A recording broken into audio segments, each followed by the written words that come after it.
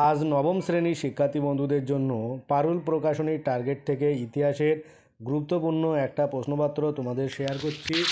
যারা এখন নবম শ্রেণীতে পড়ছো তাদের জন্য ফার্স্ট সেমিস্টারের গুরুত্বপূর্ণ একটা প্রশ্নপত্র তোমাদের কাছে শেয়ার করছি। এরকম ধরনের একাধিক প্রশ্নপত্র কিন্তু তোমরা আমার এই চ্যানেলে পেয়ে যাবে।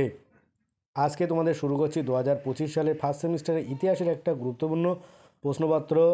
তোমরা দেখতে পাচ্ছ আমতলা নিবেদিতা বালিকা বিদ্যালয়ের সাউথ 24 পরগনার একটা গুরুত্বপূর্ণ প্রশ্নপত্র।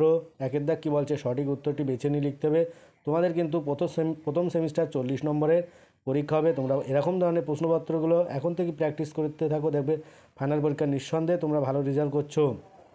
এরকম ধরনের একাধিক সেট কিন্তু তোমরা 2024 সালে যারা পরীক্ষা দিয়েছিলে তাদেরও কিন্তু ছিল। সেই জন্য আজকেও তোমাদের কিন্তু 2025 সালে ইতিহাসের প্রশ্নপত্র নিয়ে হাজির হয়েছে। একের দাগ কী বলছে, ক যে রাজার আমলে ফরাসি বিপ্লব হয়েছিল, উত্তর 4 হবে এখানে ষোড়শ লুই। তারপরে খদ্দাক ফ্রান্সের আইনসভা হলো, উত্তর 3 স্টেটস জেনারেল। গদ্দাক ফ্রান্সের রাজার বিরুদ্ধে সর্বপ্রথম বিদ্রোহ শুরু করে এক অভিজাতরা। গদ্দাক ষোড়শ লুইকে হত্যা করা হয়েছিল 1793 খ্রিস্টাব্দের 21শে জানুয়ারি। উমাদ্দাক সাম্য মৈত্র স্বাধীনতার আদর্শ গড়ে ওঠে, উত্তর 2 ফরাসি বিপ্লবে। তারপরে চদ্দাক নেপোলিয়ান নীলনদের যুদ্ধে পরাজিত হন, উত্তর 4 নেলসনের কাছে। ছদ্দাক নেপোলিয়ান গ্র্যান্ড ডাচি অফ ওয়ারেস গঠন করে, উত্তর 1 প্রাশিয়া ও রাশিয়ার কিছু অংশ নিয়ে। বুর্গিজদ্দাক অ্যামিয়েন্সের সন্ধি ইংল্যান্ড ও ফ্রান্সের মধ্যে স্বাক্ষরিত হয়েছিল, এখানে উত্তর হবে 2 1802 খ্রিস্টাব্দে। তারপরে ঝদ্দাক নেপোলিয়ানের মস্কো অভিযানের সময় রুশ জার ছিলেন, উত্তর হবে 1 প্রথম আলেকজান্ডার। আর উমাদ্দাক পর্তুগালের রাজধানীর নাম ছিল, উত্তর 2 লিপসন।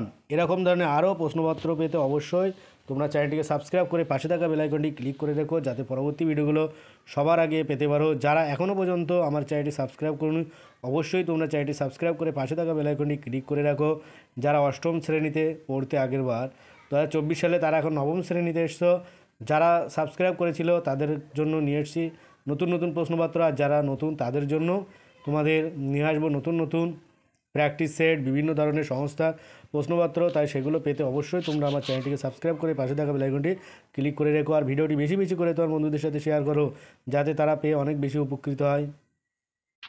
তারপরে আসবো 2 দাগ। এখানে কী বলছে, নির্দেশ অনুযায়ী নিচের প্রশ্নগুলির উত্তর দিতে হবে। এখানে 6টি প্রশ্নের উত্তর করতে হবে। 2 1 একটি বাক্যে উত্তর দিতে হবে। ক দাগ ফরাসি বিপ্লবে কোন গ্রেপ্তারি পরোয়ানার সাহায্যে বিনা বিচারে নাগরিকদের কারারুদ্ধ করা হয়, উত্তর লেতার দ্য ক্যাশে।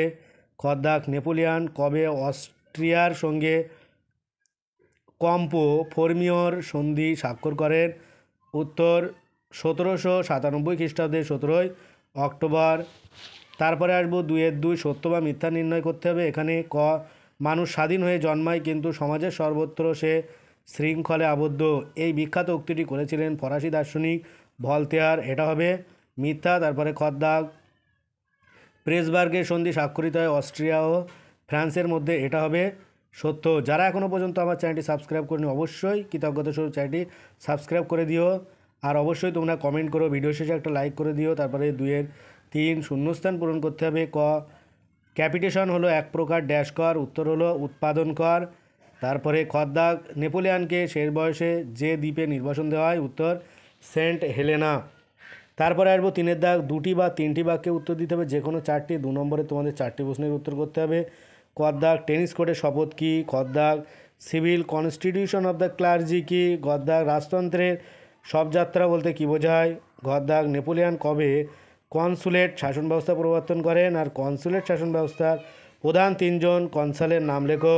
উমার দাগ জাতিসমূহের মুক্তি সংগ্রামে কোন কোন দেশ অংশগ্রহণ করেছিল। তারপর আসবো 4 দাগ 7-8টি বাক্যে যে কোনো 2টি প্রশ্নের উত্তর করতে হবে। 4 নম্বরে 4 দিনও 8। ক দাগ দৈব রাজতন্ত্রের ধারণা বলতে কী বোঝো বা ব্যক্তি ও নাগরিকের অধিকার ঘোষণা করো। তারপরে খ দাগ নেপোলিয়ানকে বিপ্লবের ধ্বংসকারী বলা হয়, এখানে অথবা একটা কোশ্চেন আছে মহাদেশীয় অবরোধ ব্যবস্থা কী, আর নেপোলিয়ান কীভাবে এই ব্যবস্থা কার্যকর করেন। এ হলো 4 নম্বরে তোমাদের প্রশ্ন আছে, এগুলো কিন্তু তোমরা ভালো করে দেখবে।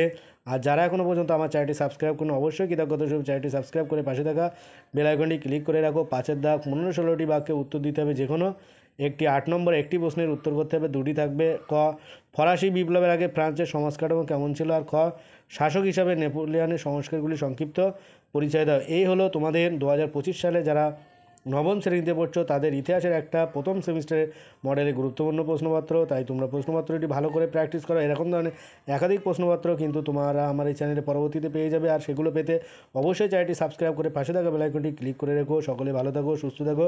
আর ভিডিওটি শেষ পর্যন্ত দেখার জন্য সবাইকে অনেক অনেক অভিনন্দন।